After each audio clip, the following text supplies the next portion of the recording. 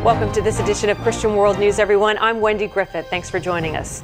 Well, imagine seeing your husband, brother, or father brutally killed by religious fanatics.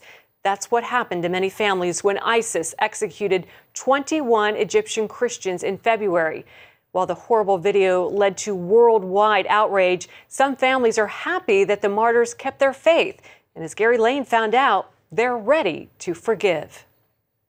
I was very proud that my husband stood firm in his faith and that he didn't deny Jesus. That surprising reaction is happening 150 miles south of Cairo, in the village of El Aour. Residents there honor the sacrifice of 21 Egyptians brutally murdered last February by ISIS. Their pictures are prominently displayed in the sanctuary of Virgin Mary Church. 13 attended this church. The martyrs left behind family members, like 23-year-old Mariam Farhat. She became a widow when the militants beheaded her husband Malik Ibrahim in Libya. She first learned of his murder when she saw this now infamous video on local television. We were very sad for the first 2 days, but we hadn't seen the video. When we saw them in the video calling to Jesus, we were very comforted. And that's why Miriam and other families say they are now joyful, not sad. Babawi Elham's brother Samuel was among those killed.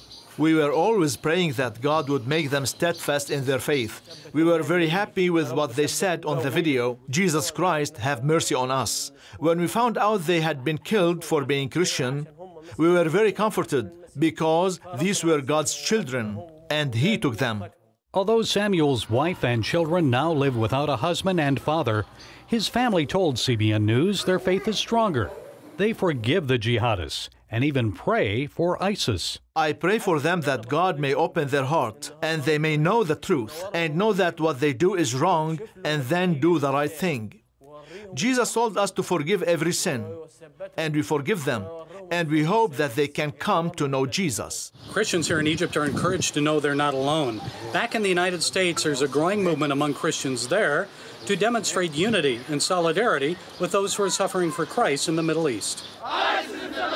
What we thought was, how could we identify and stand in solidarity with our brothers and sisters in Christ who are being brutalized around the world for their Christian faith? What tangible thing could we do? What practical thing could we do? Immediately, orange jumpsuits came to mind.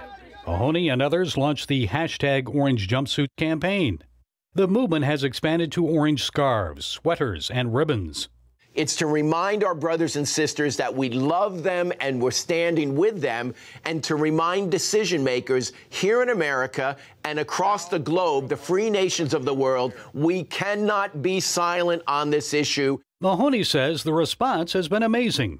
Non-Christians have joined in as well. A Jewish rabbi to stand in solidarity with persecuted Christians is dyeing his beard orange, which I think is incredible, and I can't wait to see that. Miriam was encouraged after she viewed cell phone photos of Americans wearing orange. May the Lord make their love grow and grow. We are very happy with their love. We don't deserve their love. Mahoney says every 5 minutes around the world a Christian is killed for his faith. People don't understand the kind of barbarism and brutality they are going through.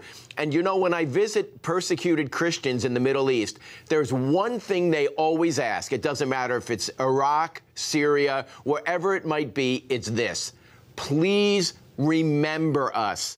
And wearing orange on the job or at church helps people remember them.